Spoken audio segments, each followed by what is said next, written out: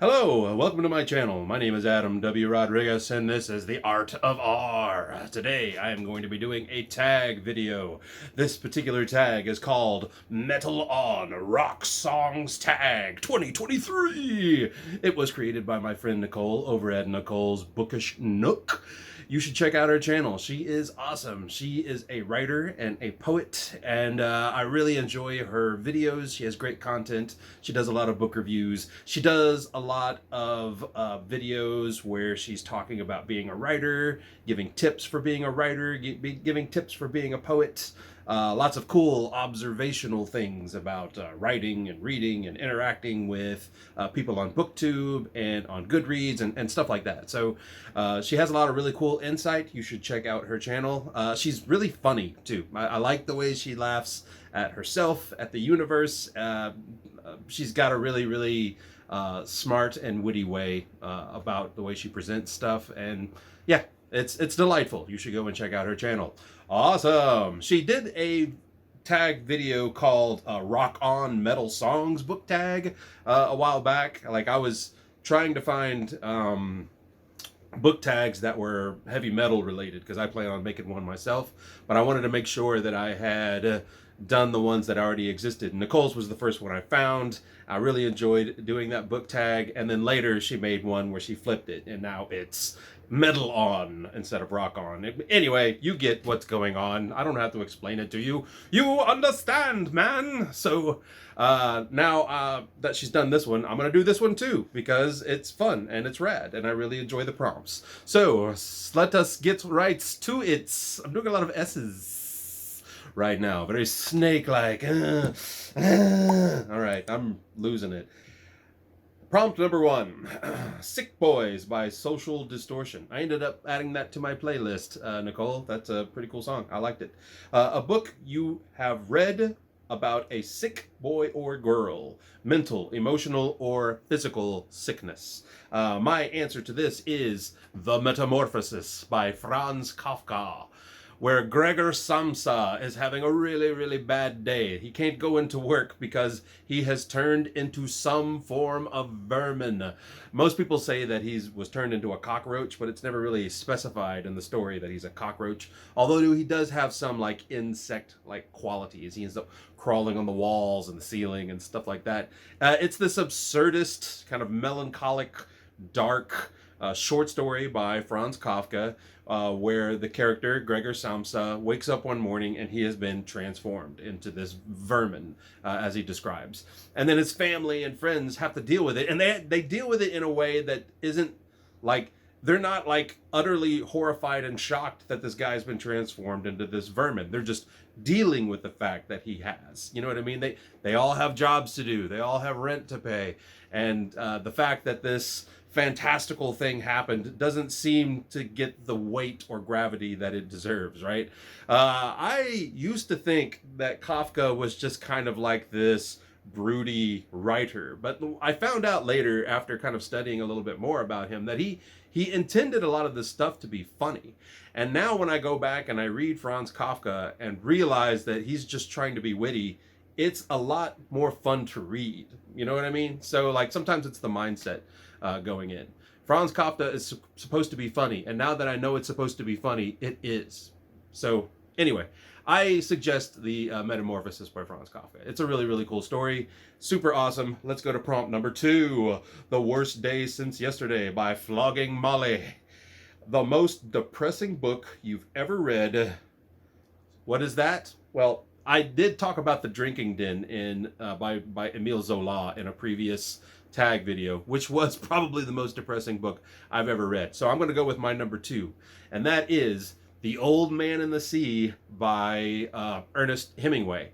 Oh my God. So when I was younger and I was just like, I need to read some of the great American classics. Oh, Ernest Hemingway. I have to read Ernest Hemingway. So I wanted to find like the shortest Ernest Hemingway book I could find as a starter, right?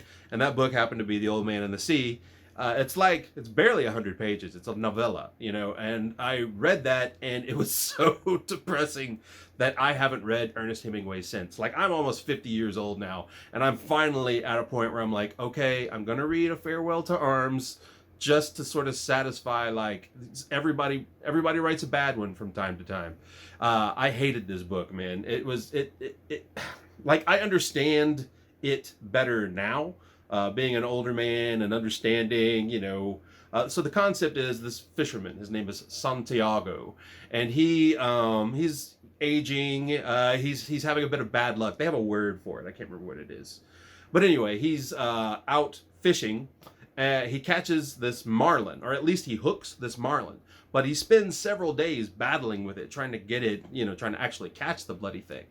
And it takes him further out into sea, and he finally gets a hold of it. But by the time he gets a hold of it, he's like stranded way the hell out there. He's having to get his way back. He's being on set by sharks who are trying to eat this fish that's too big to bring into his boat. So it's like this. I'm not going to get into it any more than that, but it goes from like sad to sadder to saddest.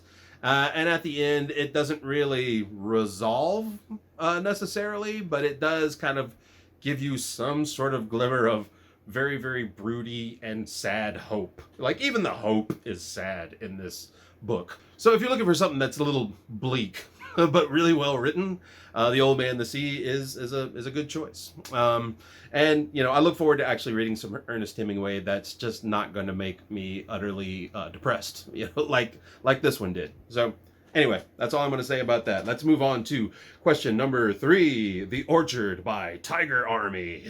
A book that you've read with a main plot or subplot regarding farming or flowers. This is a book that could have been a contender for saddest book I've read, and that is John Steinbeck's The Grapes of Wrath.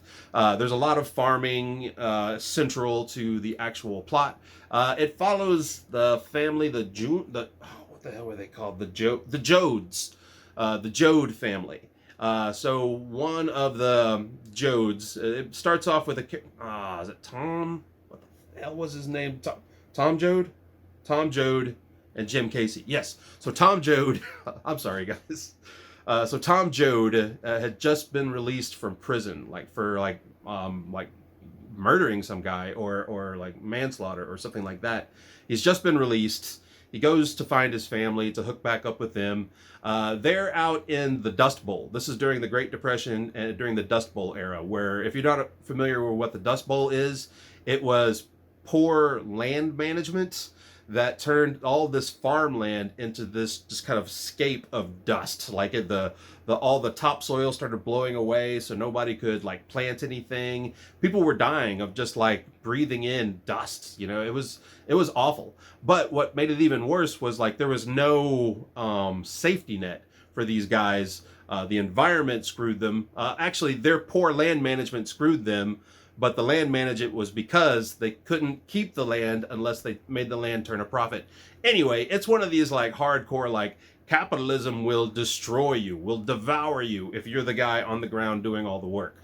It's about this family. They lose their property because of the Dust Bowl. It destroys their land. They can't make it turn a profit. So they all jump in this rickety old hoopty, and they try to drive out to California to find work as farmers out there. And then they find out that whole area is so in flux with poor farm workers trying to find work that wages have been driven way the hell down. People are starving, and they're working all day and still starving, right? And it just goes from bad to worse to worse to worse. It's a sad, sad, sad story. But there's some really, really compelling plot points throughout it. There's some really, really interesting characters. His friend Casey, Jim Casey, who ends up like being part of the family pretty much. Going from the Dust Bowl into California. He's like a preacher. He ends up being like this strike boss. Trying to like form a union and stuff like that, and horrible things happen to him because of it, because how the capitalism doesn't like unions. And then it's awful, and at the end it's really, really sad. I'm not going to give it away, but just know that it is a excellently written piece of American literature that just shows how big corporate farming is just eating and devouring their labor force. It's really, really hardcore at points, and it's a really, really cool read. You know, like I said, it was depressing, it was eye-opening, and it was brilliantly written. John Steinbeck is a wonderful author. Okay, that's all I'm going to say about that. Prompt number 4. Nighttime Sky by Nick 13. Nicole, you're the person who made me listen to Nick 13. And actually, I enjoyed some of the music that I heard from Nick 13. It was pretty great. The prompt is your favorite song about growing up in a city. And I'm going to go with a story that actually me and Nicole talked about a little bit, and that is Romeo and Juliet. And it's about two young lovers who grew up in the city of Verona, Italy, where they have to interact with this feud between their families that they had to grow up with. They interact with like the Prince of Verona, you know, the clergy in Verona. So it's a lot of like city figures coming in as well. So it's a pretty cool book about coming of age in the city of Verona. So Romeo and Juliet. If you don't know what that bad boy's about, I mean, where have you been? You know what I mean? Star-crossed lovers, that's where it all comes from. It's an Italian comedy, which I think is a really interesting point to bring up. Italian comedies, usually the first 2 acts are incredibly funny, and then the last act is tragic, right? That's how an Italian comedy works. And yeah, like it's funny and comical up until the death of Mercutio. And once Mercutio dies, everything goes to absolute hell. R&J is great, man. You should read it if you haven't read it. And there are some really wonderful film adaptations of Romeo and Juliet that you can also check out. It's an excellent story. William Shakespeare. It's one of his best, of course, or at least one of his most well-known, right? R&J, baby. Romeo and Juliet. Cool. Question number 5. Girlfriend in a Coma by the Smiths. A book you've read about the main character or a side character in a coma or with amnesia. And the first thing I thought about, and then I tried to think of something else, and I couldn't think of one near as satisfying, and that is The Dead Zone by Stephen King. And it's about a guy named Johnny Smith. I mean, it's like a really generic name, like Johnny Smith, I think. And he is this teacher who, like, I remember, like, there's like a pre-story in the book where it talks about Johnny having like this kind of weird precognitive episode in his early life, and then it shows this other random side guy who's like really mean and awful, and then it goes into, you know, present day where Johnny is this school teacher. He's in love, he's everything's kind of going his way, and then he gets into this car accident. He's in a coma for 4 years, and when he wakes up out of the coma, they find out that he's got like some damage in his brain. There's a dead zone in his brain, so his brain like compensates by going into areas that are otherwise not used. You know, there's that science fact about like you only use such a percentage of your brain. Well, it's like branching into those percentages that you don't use, right? And his precognitive abilities, that is his abilities to be able to see things into the future, and he does it by like touching people or touching objects, and he can see sort of like their future when he does that. And anyway, I'm not going to give it away, but he does end up coming in contact with that person that was awful in the pre part of the book, and he's trying to use his precognitive ability for good. And he does it in a Stephen King way, if that makes any sense. It's a really, really cool story. There was a movie done with Christopher Walken in the either late 70s or early 80s that's actually really, really true to the book. So it's totally worth watching. It's a great movie. Anyway, that's that. Let's talk about the next one. Question number 6. Walk with Pantera. Good one, Nicole. I love this song. It's so great.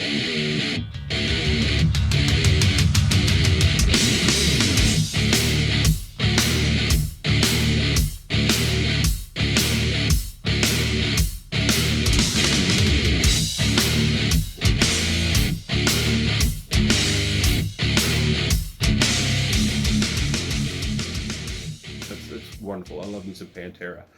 A book with a very angry main character that also made you angry. And the first thing that popped in my head was Medea by Euripides. It was during the height of Greek theater. Euripides was one of the great playwrights of Greek theater. It's about Medea. Medea is the foreign wife of Jason from Jason and the Argonauts. And if you're familiar with the story, Jason and the Golden Fleece, it's about this guy who gets the Argos, which is the name of the ship, fills it up with these badass warriors, and travels to a foreign land to get the Golden Fleece. When he gets to that foreign land, he meets up with this princess, Princess Medea. And Princess Medea helps him to get the Golden Fleece. And she does that by betraying her father and having a very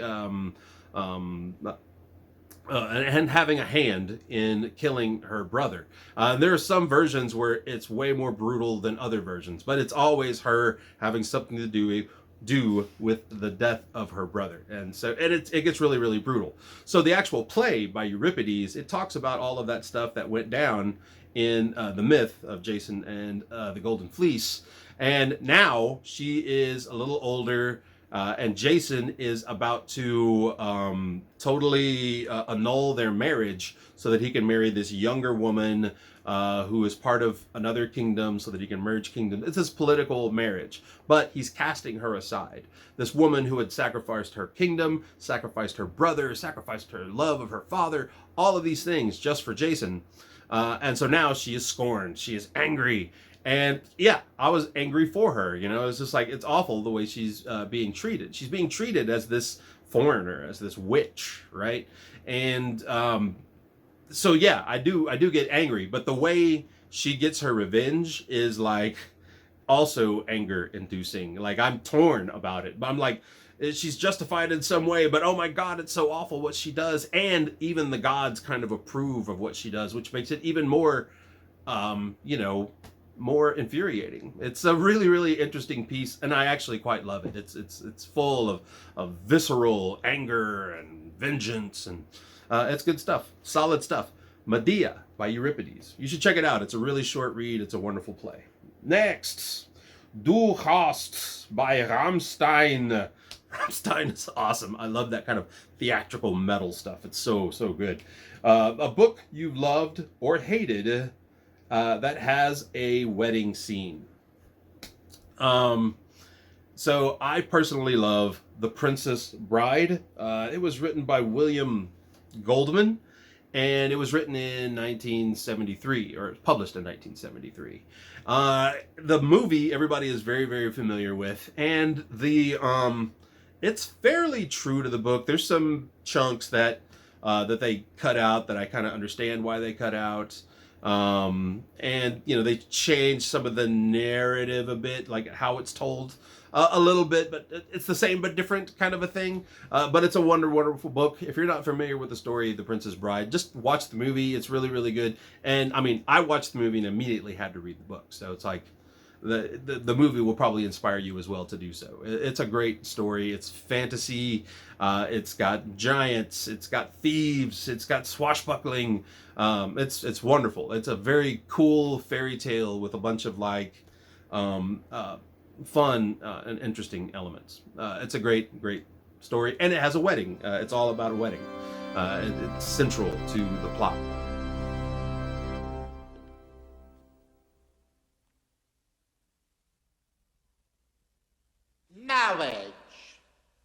Marriage is what brings us together today. Marriage, that blessed arrangement. Oh man, Peter Cook. R.I.P., my friend. R.I.P. All right, let's move on to number 8. Johnny, I Hardly Knew Ya by the Dropkick Murphys. A book that is known to have an anti-war stance. And that's a book that I'm reading currently, right now, Catch-22 by Joseph Heller. It is an awesome book, and it's definitely a book that illustrates the absurdity in the military-industrial complex. There's all this kind of the concept of like a catch-22 in general, right? And I'll try to explain it to you if I can do this well enough. The idea is if a person is insane, they can be sent home from active duty, right? So if a person, but a person is insane if they actually are in active duty. They're specifically talking about doing these air raids where they go and do the airstrikes, and they're like, you know, bombing places, right? And people are actively shooting at the planes to shoot them down. So you would have to be crazy to want to go and do these airstrikes. But it proves that you are sane by showing up and saying, hey, I don't want to do these airstrikes anymore. So that's the catch-22.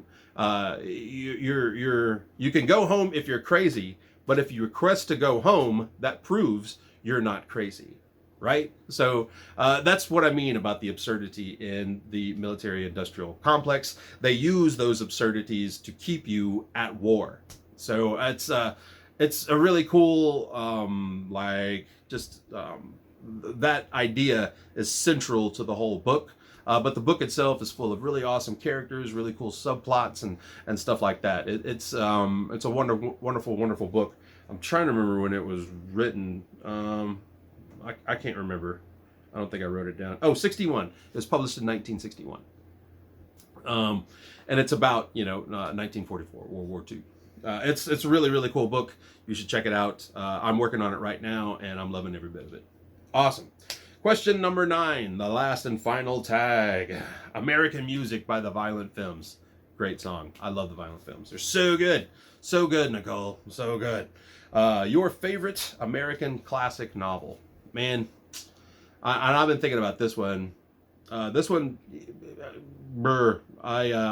ended up deciding on To Kill a Mockingbird by Harper Lee. Harper Lee is an amazing person in general. She didn't write a lot of books.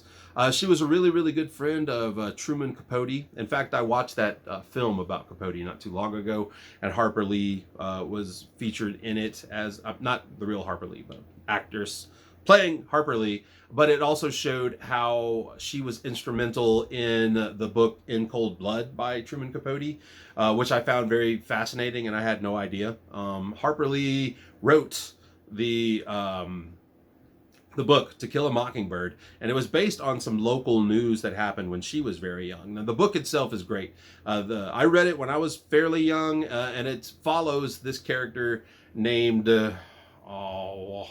Finch is her last name. I think it's Jean Finch. She goes by Scout, and for the most part, the book refers to her as Scout. That's like her nickname, and it's just her kind of navigating her town and just like all this racism that's flowing through this town. Her father, Atticus, is a trial lawyer, a defense lawyer who is defending this black man who is accused of raping a white woman, and all this crazy stuff comes out. There's a lot of Klan action in it. It gets really ugly, really fast, but it's all told through the lens of this young, very witty, very cunning girl named Scout. And it ends on a really cool note. There's a little bit of hope, and yet it's still, very grounded in reality. It's one of my favorite books. It was one of the first books that had a lot of themes of racism that I ever read, and it stuck with me really hard afterwards. So, To Kill a Mockingbird is one of those great American classics that I still remember, and it still has an effect on just my way of thinking in general. So it's a wonderful book. Harper Lee is amazing. And that is it. That's the last one. Prompt number 10 is to tag some folks. And I'm going to tag some friends. I'm going to tag David over at David's Book Reviews. I'm going to tag Bad is Rad. Bad is Rad 2. You know who you are. I'm going to tag Chris Reviews. I always enjoy watching her reviews and tags. I am also going to tag